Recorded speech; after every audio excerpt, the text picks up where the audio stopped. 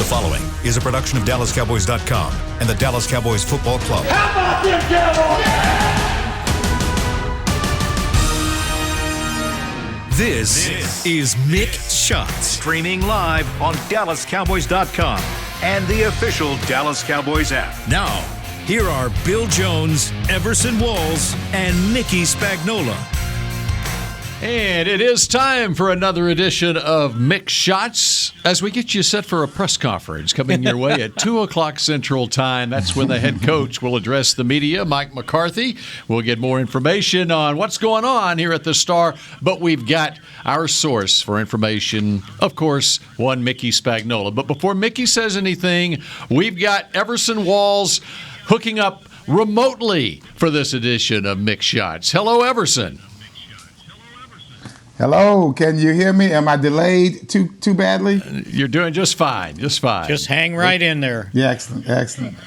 I will. Thanks, guys. All right. See, before, we probably wouldn't have figured out how to do this with him not with us. But before the pandemic, and now we figured out how to, even if you are away, you can still be a part of the show. As long as he's got Wi-Fi.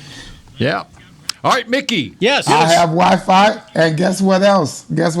I am about to try and watch the show and be on it at the same time if I can. I don't know if I can do it. Everson Walls is multitasking as we speak. Yes, make sure you mute the show, though. Okay? Yeah, you got to make sure that your volume on whatever you're watching it on, your iPad or whatever, is all the way down. Yeah. Yes. All right. So, Mickey, bring us up to speed on what we know as of 1:02 on a Monday after the Cowboys-Texans as we enter the final week of training camp, really. Got 5 more cuts to make tomorrow. Got to get to 80. So who knows? They may do it at some point today. Although last week they waited until 3 o'clock on Tuesday afternoon to make announce the 5 cuts. I wonder if you wait till then tomorrow if you're practicing. Don't want to practice and get somebody hurt, right? And that could be the difference there because you recall last week we had the Monday night practice, and so they got one more look at those players and see where they are, make sure everybody gets through that practice okay. Because you don't want anybody that you think you're going to cut pull a hamstring. But it is a morning practice tomorrow, right? Yeah, I guess so. Yeah, so you might as well wait and make sure. Not if you know they're gone. Yeah, that's true. Because you never know who somebody's got. My hamstring, and I need an injury settlement. There you go. That's a great point. Yes, Everson? No, what I was going to say was, we never really talk about what the players are feeling when they know that cut is coming. When cut day is coming, it's, a little bit discerning for the players that know that they're kind of on the chopping block, right? I remember being a free agent. Me and Michael Downs were in the same room together, not drafted. We have all these 25 rookies back there with us, also not looking forward to the cut date. And when the knock is coming on the door, do they still knock on the door when they were in training camp? Did they still come knock on the door and ask for the playbook? We have technology now, Everson. They can just text you to Coach McCarthy wants to see you. But at least they won't say they won't text you and say you've just been cut. Yeah, don't come back. Just bring your playbook on. Yeah, but you know what it means when you get that text, though, right? That's the knock. It's still the knock. That's right. So that's what I think is so bad. I remember being in bed because they would come early in the morning, and you knew when the cut was coming. And I was literally trying to go to sleep because you could hear the knocks coming down the hallway, right? I mean, you're in the rookie dorm, so the knocks are coming down the hallway, and you're hoping that it's almost like in the Bible, right, Bill? You got to put the blood on the lamb's blood on the door, right? On the doorpost, yeah. And hope they pass. You hope it passes. You hope it passes. Oh, man. Such a feeling, man. Yeah, you didn't want to see Bruce Mays walking down the hallway towards your room. He was the guy. You did not. That's right. So other than that, I think we got a lot to talk about because after that preseason game, I think we have a backup quarterback controversy. Yes, we do. Or at least a competition that's real, right? This franchise has been known for quarterback controversies going back, at least to 1970 with Staubach and Morton, but probably before that too. And now, you can go even further. Yes. And Wyatt Tittle, right? Eddie LeBaron and Eddie LeBaron. Thank you, Eddie LeBaron. Thank you. Yeah. And so now we've got a backup quarterback controversy. Well, I mean, what do you think? Because Cooper Rush looked awfully good, and they really hadn't had a chance to see him that much because he first had the back issue. He missed practice in training camp, and then he had the shoulder dinged, and he missed practice. And so they were intent on getting him more reps in the first half than he had been previously. And, after 2 series, they brought him in, and, he played pretty well. And, I don't know if Gilbert took a step back or whatever, but it'll be interesting to see tomorrow how they divvy up the snaps if Dak is not in there right away with the first team when they go to team. And see if they give Cooper Rush some of those, because Gilbert's got them all so far. So we'll be able to tell who's the first guy up after Dak. You would think so, right? Or at least they want to see, right? And I think they need to explore it because, again, if you don't have a clear-cut winner, then you don't have anybody you're really, sink your teeth into. And you might have to keep both just to be sure that you got one. And Everson, before you chime in on this, I want to ask Mickey one more question about that. Now, you talked with Mike McCarthy before the game. He was on Countdown to Kickoff on the pregame show. And I know that the plan was to use Gilbert and Rush in the first half. Right. Do you think that the plan was 2 series for Gilbert and then Rush, or did they yank them because they didn't like what they saw? As it turned out, Rush got in basically midway of the first quarter. I think the plan was to get him more than Gilbert in that first half. Maybe get him some with some of the guys on that first team offense, which is only fair, right?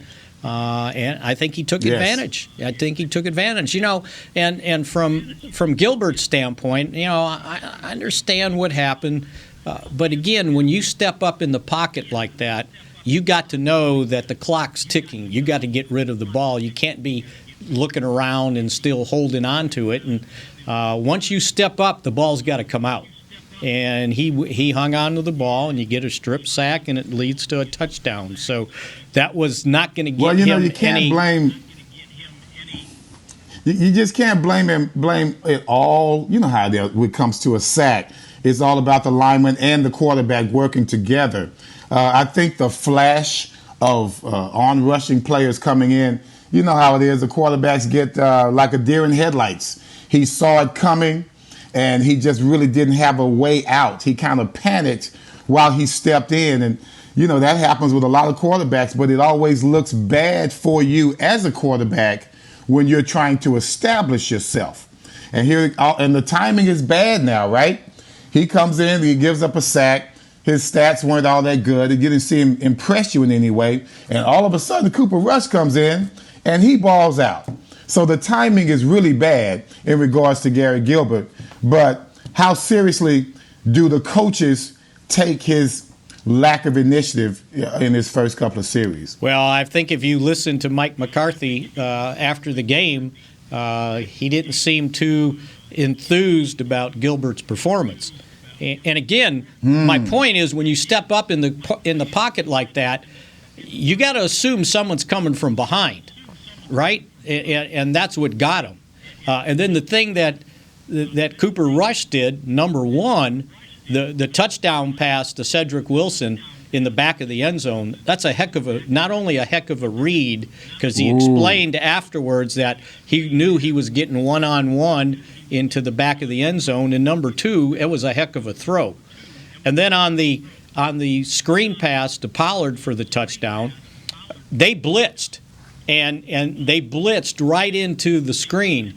And the neat thing that happened there was that Pollard chipped the guy that was blitzing and then got out in the flat. Inside. Yeah, and he got out in the flat and opened himself up for Cooper Rush to throw him the pass. And then, the offensive lineman did a heck of a job getting out in space. Zach Martin and Tyler Biadasz, to get him into the end zone. So, you got to give him credit for, what did he have? 10 of 12, I think, completions? That was pretty good. Was 10 of 12. So I just think it's going to give them something to think about. And the other thing about it, as far as Cooper Rush is concerned, the Texans, when you look at who he's going up against, the Texans still had first-teamers in the game. So it was a good gauge of – it wasn't like he was doing it against their backups. And really, when you look at the makeup of the Texans roster, what they did in the offseason, they acquired a lot of veteran guys who are basically making the veteran minimum. And so they are experienced guys in the league. It wasn't like he was going up against rookies. Right. Who aren't going to be playing in this league. And so I think it was a good gauge for what Cooper Rush can do. And I think the other tipping point was they left those first team, other than Tyron Smith, they left the rest of the first team offensive line in there for him to work behind. So, we'll see where that one goes, and then just keep your eye on the waiver wire. Can't you see how important this time is for Pollard? You just see him getting even better and better, learning the defense more and more. He is going to be one of the most capable backups in the NFL this year. He is going to be extremely important to us, especially towards the beginning of the season, because, let's be real. Dak and Zeke, they're going to be a little bit rusty during the first part of the season. And the really consistent players and consistent ones that showed up, guys like Pollard, guys like Biadasz, those players are the ones that you're going to see. They're going to kind of carry the baton a little bit more than you would want them to during the first part of the season, because they've gotten the most work. Well, and I think there's a lot of fans out there who think that Pollard should have been getting more work to begin with. But you can see how Pollard will be used more than he was. It's only natural because he's making progressions in his career, and now in his third year, there's more of a confidence level that he can pick up a blitz. He can do things, and it makes Zeke all the more fresh as he goes deeper into game. And I think the other thing you will not see it in preseason, is them lining up Zeke and Pollard at the same time. I think you'll see some of that. And a lot of that is because both of them. Oh, that would be nice. Both of them are threats in the pass game. I mean, you can line up either Pollard or Zeke in the slot if you want to, and they can run routes from the slot. Exactly. Now, the other thing, and it's what I wrote about after the game Saturday night, was the best thing I saw on that night was Dak Prescott's workout prior to the team came out. All right, let me hold you on that. We're going 45 minutes today. We need to take a break. And so when we come back, we get the scouting report from Mickey on Dak Prescott Saturday night at AT&T Stadium. Here we go. Honey, big news. Gary, are you okay? Oh, I'm not Gary anymore. I'm Jackie Flash. What? See, I want the latest smartphone, but the best deals are only for new customers. So, to get a new customer deal, I changed my name to Jackie Flash. Okay, but the best smartphone deals at AT&T are for everyone, new and existing customers. That's huge. Then guess who's getting a deal? Is it Jackie Flash? Jackie Flash. It's not complicated. At AT&T, our best smartphone deals are for everyone. Restrictions apply. Visit att.com for details. The Cowboys way, where 16 Hall of Famers and 5 championships shows us what success looks like. Where turkey is always the second best part of Thanksgiving Day. Where we are all defined by one single thing, the star. Where we as fans know it's our job to keep the tradition going. Bank of America is proud to be the official bank of the Dallas Cowboys and to support the quest of living life the Cowboys way. Copyright 2020, Bank of America Corporation.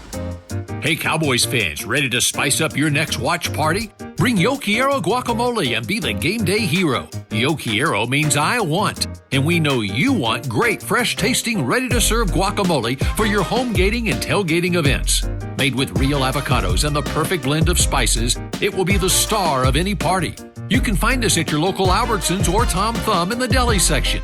If you can't find it, talk to your store manager and tell them, yo quiero guacamole. It's game day. You know what that means. First, kebab prep. Steak, pepper, onion, steak, pepper, onion. Next, a counterclockwise lap around the room. Now the lucky grease-stained jersey goes on. And lastly, the dance. You know the one. This is a game day ritual no matter where you are. Whether you're traveling to the game or watching from your favorite vacation spot, book a place to stay on Hotels.com and keep the tradition alive and well. Hotels.com, proud partner of the Dallas Cowboys. Back to Mick Shots. The new Era Sideline Collection has landed in stores so fans can wear the same headwear? I was going to say headgear as the team. Just head to the Pro Shop, your official store of the Cowboys Nation, and get the 2021 New Era Draft Cap. Visit your local Dallas Cowboys Pro Shop or online at shop.dallascowboys.com.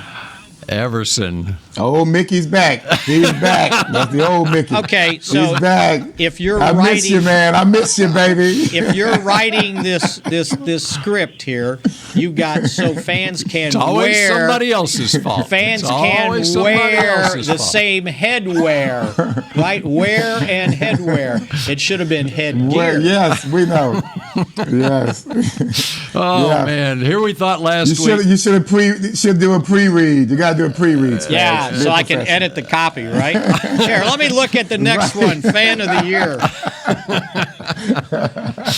Here we got through a flawless week. We thought Mickey had spent the whole offseason working on his reading skills, and now it feels like we're in regular season form already.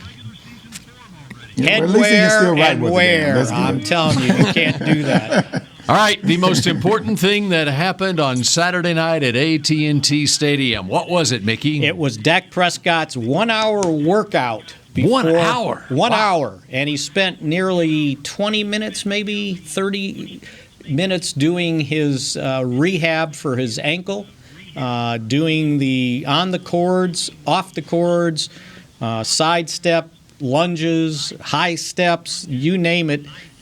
He worked these 15-yard exercises with Britt Brown for nearly a half hour. It worked up a good sweat.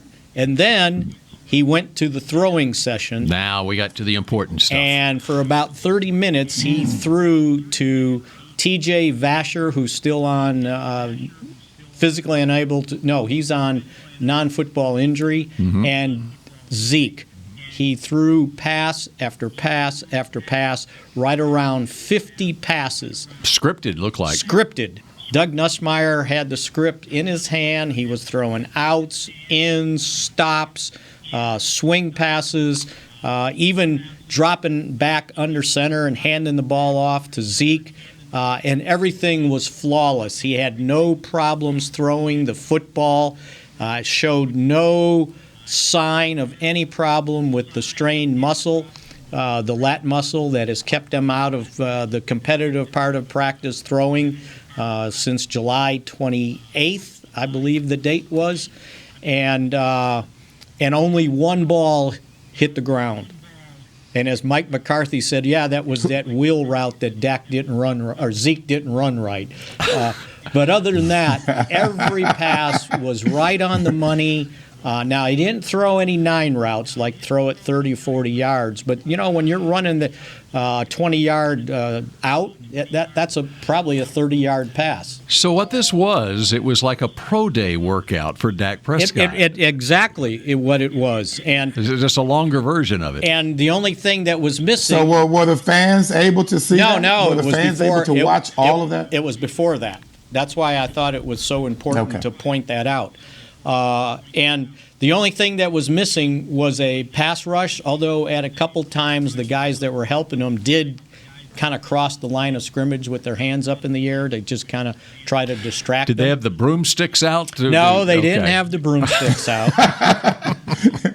That's for basketball, Bill. That's for the basketball, baby. As a matter of fact, that brings me back to I think Missouri was going to play Houston. I think they were playing Elijah. Here we go. Here we and in go. practice, they were using broomsticks up in the air to simulate somebody that was 7'2", like Hakeem Olajuwon. Yeah, absolutely. But anyway, it was he threw more in that workout than he would have if he took snaps in the game. Because if he took snaps in the game, he might have thrown 10 passes. He threw 50. So they should have charged separate admission, and someone could have come in and seen that's what I was going to say, Bill. There you go, baby. Yeah. That's what I'm talking about. And then maybe the fans would have loved that. Oh, my God. So here's an idea. I got an idea for Sunday morning, okay? Yes. We advertise the stadium tours, okay? And so you've got a pregame before the gates open. This is to watch the Dak workout. It's a stadium tour, and you can charge high dollar to watch Dak. That means about 10 o'clock in the morning, 9:30, you need to open things you got to up. coordinate it with Dak. Right. Where Dak has his When are you workout. coming out? Well, if they open the gates at 10, then Dak needs to go ahead and do his workout between 9 and 10, and we've got the Dak Stadium Tour. There you go. There you go. Need to do that. But again, Dak's got to get his cut now. He's got to get his cut. But again, he threw more. He's already got his cut. He threw more passes in that workout, than he had if he had played in the game. And as Jerry Jones said on the pregame show, that if this was Tampa Bay tonight, Dak Prescott would have been the starting quarterback for the Dallas Cowboys, and maybe they should have invited in Adam Schefter, who Mick, created a firestorm. That's where I was headed right there. There you go. That's where I was going. That's where I was going. Yeah, so Mickey's not buying the report that there's going to be issues as the season goes along. You know, anytime you're coming back from an injury, you can always have issues, but let's not act like the issues are going to hamper him when he takes the field against Tampa. The only issue he might have is just getting in the swing of things, looking down the field. But I guarantee you, they've got how many days now before that opener? At 17, I believe. 17, and they're probably going to get 5 to 6, 10 practices in. And if he gets in against team, he'll start to see that stuff. They still have the opportunity. Doesn't have to play in a game, but they still have the opportunity to play against the Cowboys' defense. So I have a question. Where in the heck is Adam getting his information from, number one? And I also want you to answer this one as well, Spags. Is Dak being patient with this plan? Those are the two things I want to ask. We're going to find out tomorrow night on Hard Knocks. Right. They're making him be. Right. They're making him be patient with this plan, and as Jerry went on to say, if we're gonna try to keep him at rest, then let's double down on the rest. So they're being more cautious than I think they really need to be to try to make sure that this doesn't reoccur. And I don't know where. And see, if this was a big story, then what should have happened is ESPN writes a big story. But this was just said, my understanding, in passing in an interview. And then later that night or the next morning, ESPN writes a story quoting sources saying that Dak's ready to go. So I think, got the Twitterverse all fired up. But again, yes, my information was this was a 2 to 3 week deal. They're on almost 4 weeks now, I think, or going on 4 weeks, and that it was a mild strain. If there's grades 1, 2, and 3, with 1 the least and 3 the most, his was a 1. Okay, so have you said all you need to say about Dak? Okay, what was the second biggest thing that happened on Saturday? 72,000 people showed up. It was a big crowd. Whoa. It was announced as 72,000? Yes. Whoa. And you know what? And that there were people up in the 400 section. Yeah, that's when I saw that, I said, wow, this is a big crowd for a preseason game. And Everson, they passed out those Cowboy towels, and people were waving them and cheering in a preseason game. And the other part of it is, Everson. No, they wanted them to put them around their heads. That's what they wanted. The other part of it is they stuck around too. I mean, in the they fourth were there quarter, to the end. They were. And by the way, I checked the TV ratings too, and the TV people were sticking around through all three of the second half interceptions too. So the other. Oh yeah, way to go, Danucci. I didn't mention him by name. The other encouraging note. You didn't have to. The other encouraging note was the play of the defense, or I should say the continued play of the team's first-team defense. I know they gave up that first touchdown. Their mojo moment wasn't great, right? After the fumble, Houston got the ball at the 23 and ended up scoring. But in the first half, the Cowboy defense only gave up 77 yards. And after those 23, if you do the math, all the next possessions in that first half, they gave up 54 yards. Longest gain in the first half by the Texans offense. 8 yards. 8 yards, right, in the first half. And so I just think they played awfully well. And again, they were probably having to adjust that first series because Dan Quinn wasn't there calling the defense. We got a new coach, Joe Witt. The secondary pass game coordinator was calling the plays, and McCarthy said that there was a couple things that they needed to get settled that first series, but after that, they they should have shut down Houston, right? They're playing a backup quarterback. They weren't that good. And they didn't have much out there. But and the good thing was we did exactly what we should have done. Right. That quarterback's going to be starting for him. Well, you're right. And they did it other than that first series, because 18 of the 23 yards they gained were rushing. They shut down the run. And that was encouraging, especially since Neville Gallimore wasn't out there, and Oso Odighizuwa, I thought, did a nice job in his place. Well, I thought the moment that they had for the Cowboys was just when Cooper Rush came in with that amazing drive. To me, that was a nice mojo moment. He led them all the way down, pinpoint passing, of course, ended up with a touchdown to Cedric Wilson, who, by the way, is a playmaker, guys. I mean, we already knew this, but I think Cedric Wilson is just going to be one of those players that we will always need in the clutch. Whenever our triplets are not doing well, I think he's going to be the guy to come through for us. And I must say also, the other moment for Saturday night was Noah Brown getting off, answering the bell.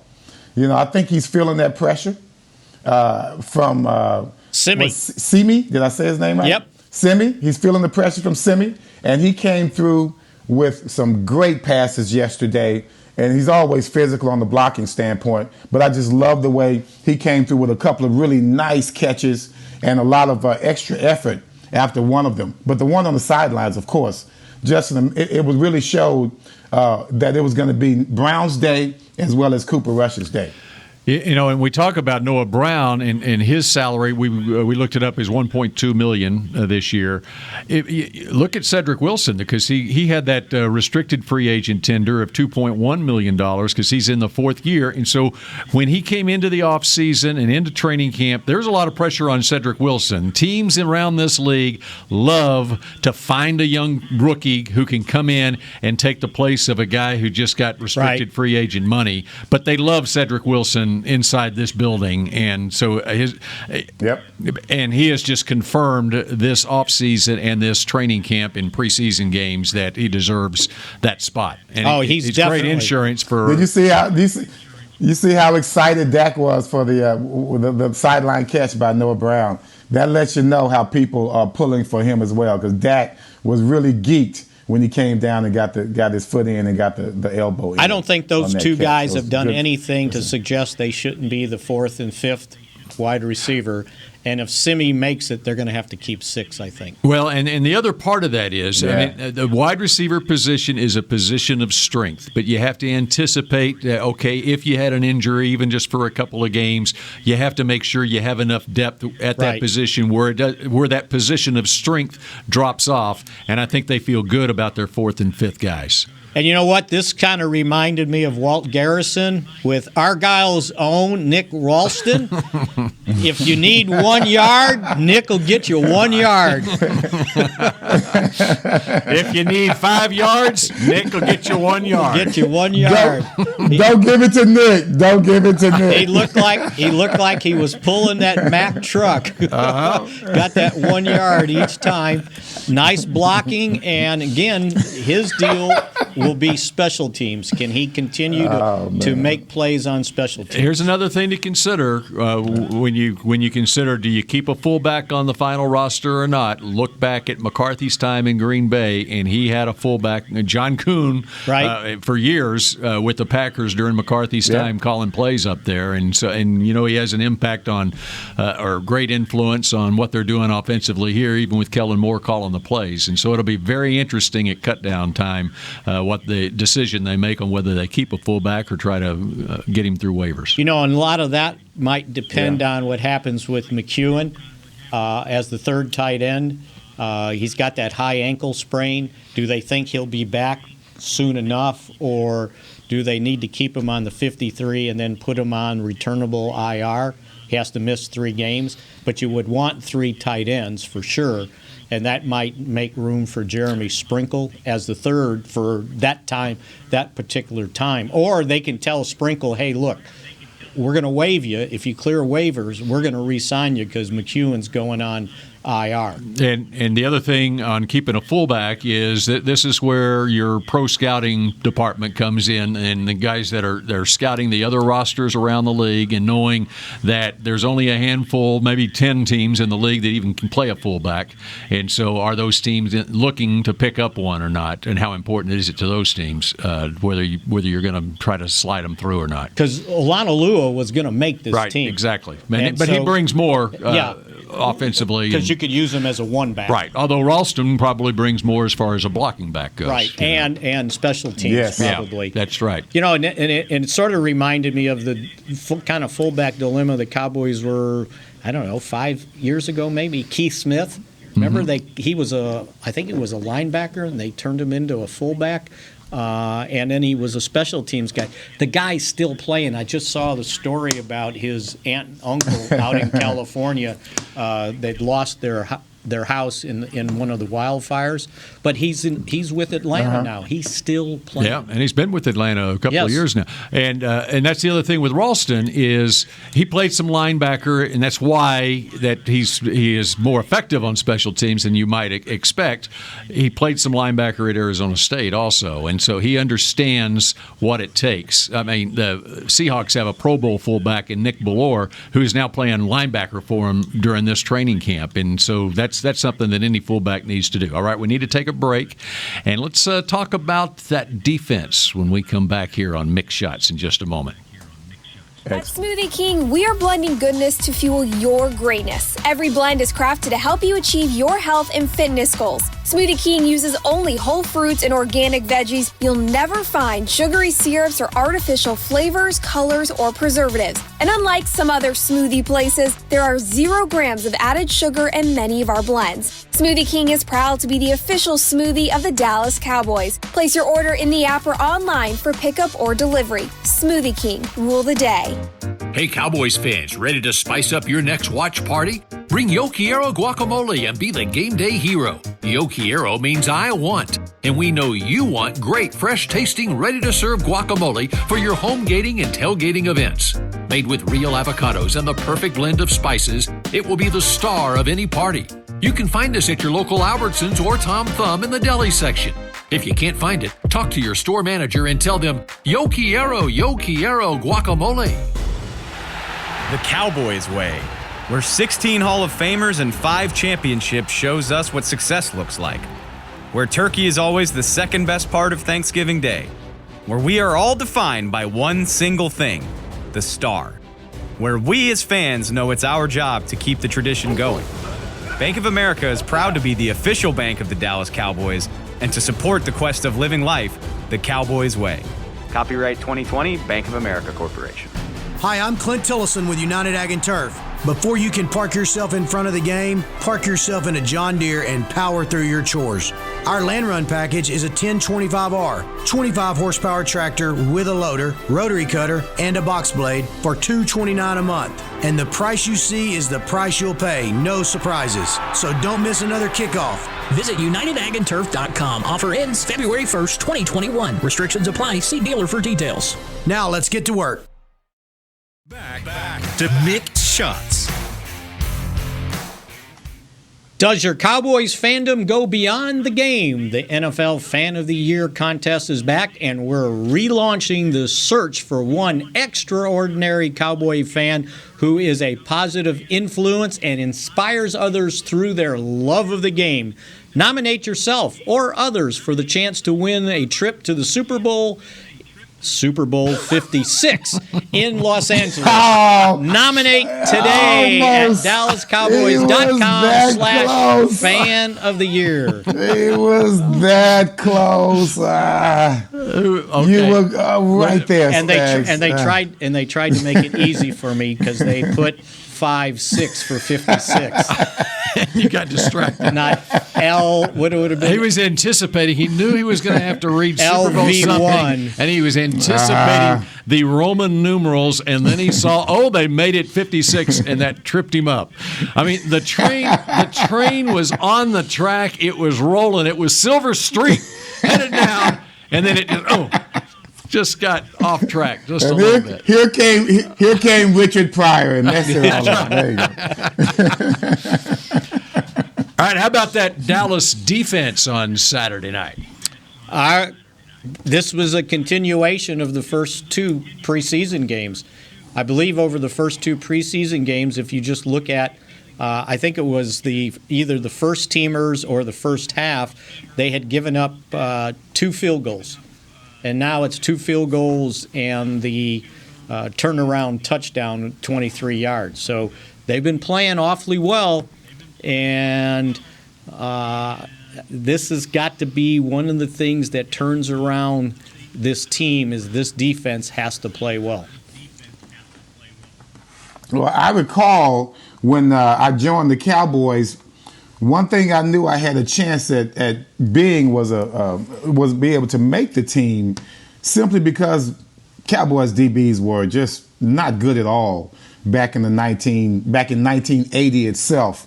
I won't call out any names, but you had some guys back there really big-footing it behind these fast wide receivers and getting beat for a lot of yards. And the reason for them signing 25 defensive backs as rookies was because we needed to shore up the secondary. And hallelujah, here comes Michael down first. They finally gave me a shot. We had Dennis Thurman. We started moving some things around to make it happen. We tried to remedy the situation of giving up touchdowns without making plays. Now, here we come now. We were giving up so many yards, historic yards, as far as the rushing game is concerned. And here they come with this rookie named Osa. Osa. Oh, wait. I'm not even going to try to say that. Come on now. Come on. Odigizua. Odigizua. Yeah. I like Diggy myself. Diggy is balling, guys. Diggy is really balling. And it's really important for him to make this move, not just for the team, but for himself. Because when Gallimore goes down, somebody's got to slide in somewhere within that unit. It could be the same position, or you can just show up a particular position and be able to be more diverse with the players that are remaining. So him being there playing so well also is giving Dan Quinn a lot of options for the season when it starts because he is in there making plays. And I don't just mean stumbling into plays. He's making timely plays and understanding the moment itself in the ball game. And yes, it's a preseason game, but there are still moments in a preseason game where coaches want to see you have that mojo time, that mojo moment. He's been that guy pretty much this entire preseason that has been making plays consistently, not for the team, but especially for himself to make that team. I would like to point out, Mickey, that Aaron Mitchell did have 3 interceptions in 1980. I ain't called no names. I called 0 names. I know. I'm just pointing out the interception leaders. Steve Wilson had 4 picks. And how many did Benny Barnes? Benny Barnes had 1 in 1980. So there you go. Just bringing everybody Benny up to is speed. my exception. Yeah, Benny is my That's exception. Right. He had a great career with the Cowboys. And here's another great career. You're damn right. Another good sign is the linebackers are playing, I think, really well. Now, when they finished the game on the tackle chart, the leading tacklers had 4. 3 of them were linebackers: Van Der Esch, Jabril Cox, and Luke Gifford. Now, some of those guys, they were playing the second half, but Van Der Esch had 4 plays, and he looked really good out there. And then that combination of Parsons and Keanu Neal on the nickel, and there was one setup they had Van Der Esch and Parsons out there at the same time. So I like the way they're functioning from a linebacker core. They seem to know what they're doing, where they're supposed to be going. There's no, seemingly disorganization the way it was the year before, especially with the linebackers.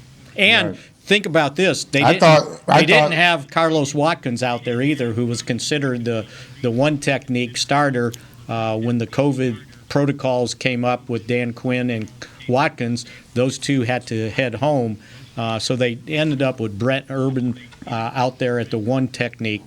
And then rotated Bohanna in, and he actually starting to show up a little bit too. So 6'4", 330, I got to find some space for him on the field. Well, I like the fact that the defensive backs were trying to get their timing down. You didn't see them really giving up many plays, and they made a few. They had some knockdowns. Brown had a good game at cornerback. Once again, he's not going to be that guy that's going to make interceptions for you, but the fact that he was glued to his wide receiver in that game was something. I saw Nashawn Wright trying to set the quarterback up for a pick 6, and he almost did it. The quarterback just happened to throw a horrible pass, but he timed that just right on that out route, the quick out route, and if he would have thrown that anywhere close to the wide receiver, that was going to be a pick 6. These are the kind of things I like to look at from defensive backs, to where they're being very strategic on how aggressive they can be. I saw good stuff in the ballgame. Okay, then Everson, number 24, is when 17 days from now, when they open the season at Tampa Bay, who is your starting cornerback opposite Trayvon Diggs? Unfortunately, it will not be Nashawn Wright. As much as he's making plays, I don't think he's going to be. I mentioned you by number 24 because I was getting at number 24, Kelvin Joseph, the second round pick. Of course. And then, of course, you just said that you were impressed with Anthony Brown the other day. So Brown's a starter right now. Do you think he's going to be starting at Tampa Bay? I'm hoping Brown at some point can realize how good he is. Because when you've got that kind of talent, you're that quick, forget size. He has the physical ability to make plays, but mentally he just doesn't seem to advance. And now you got these young guys coming in, and they are thinking aggressively, more aggressively than a guy like Brown is. So I want Brown to step up and be the veteran he's supposed to be, because otherwise you've got Joseph and you've got Wright. These guys are thinking like veterans, and they're carrying themselves like veterans. All they need to do is put that together with time on the field and making plays. Let me answer that question. They'll probably be safe. They'll probably be safe and go with Brown. Absolutely, because Tom Brady would eat Kelvin Joseph up. Oh yeah, I forgot who the opponent was. I don't want to. Well, Tom Brady's going to eat a lot of people up. Yeah, but especially a guy that's only played 11 games or started 11 games in college. And the other side is a second-year corner. And then, the following week you got a second-year quarterback in Justin Herbert that the Cowboys face. And then the third week it's a second-year quarterback in Jalen Hurts. It doesn't matter. Kelvin Joseph's got. It really doesn't. He's got to make up some ground because he keeps getting beat. Now, he can catch up sometimes when he gets beat because he's got that kind of speed. But there's too many times down the field he gets beat. And he's guessing a little too much. I would have to say Brown needs to step up. When you see these young guys coming in with their particular attitude and with this reputation that they have, this is his year to step out. He has not done that. He has not separated himself in any way from the other cornerbacks. And with him being the veteran, even though he's a young man, with him being the veteran, I have been disappointed at this point. I'm looking forward to him making me eat crow because I love to eat it. That means the Cowboys are going to be making some plays. So this is his year, Spags. And I know you've always liked him, but this is his year to do something and step out and start making plays. This could be a replay of 92 when Cowboys drafted Kevin Smith in the first round. He was I think the 17th pick that year. And he didn't start until game 11. Couldn't get Ike Holt out of the. And it was over after that. And then it was over. And it was. But just because you're a high draft pick doesn't mean you have to be an immediate starter. You got to kind of earn that and make sure you earn the confidence of the coaching staff. A repeat of 92. Let's see what happened. Bill likes in 92.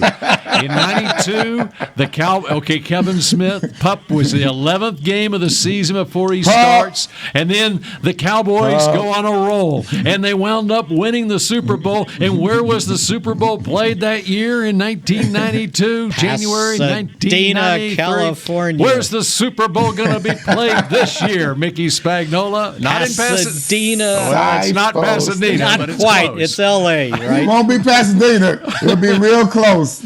Although I wouldn't be opposed to Pasadena. Yeah, that was the best setting for a Super Bowl, I thought, of all time. Wow, that was amazing. Yeah.